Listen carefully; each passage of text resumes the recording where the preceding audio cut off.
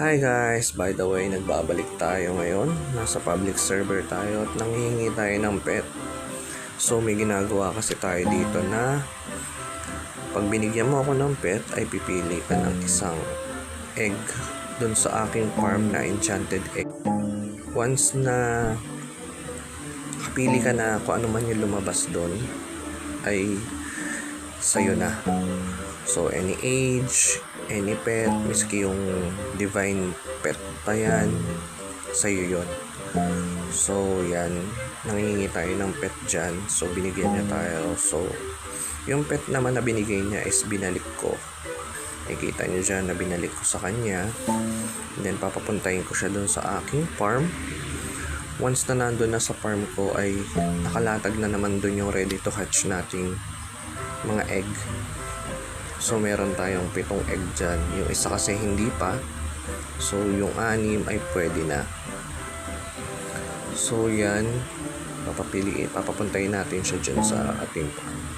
So dyan, pipili siya ng isang pet or isang egg.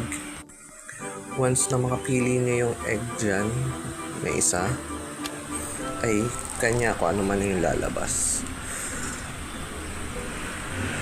Depende na lang kung swerte ka. Diba?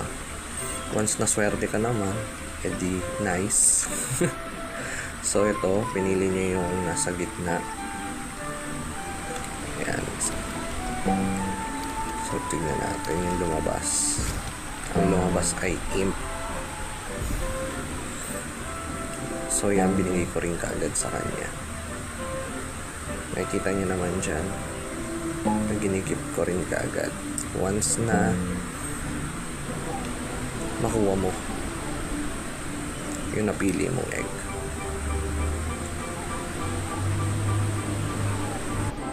And kung gusto mong ikaw lang susunod na manalo ng ganyan, so subscribe na sa channel natin mga guys.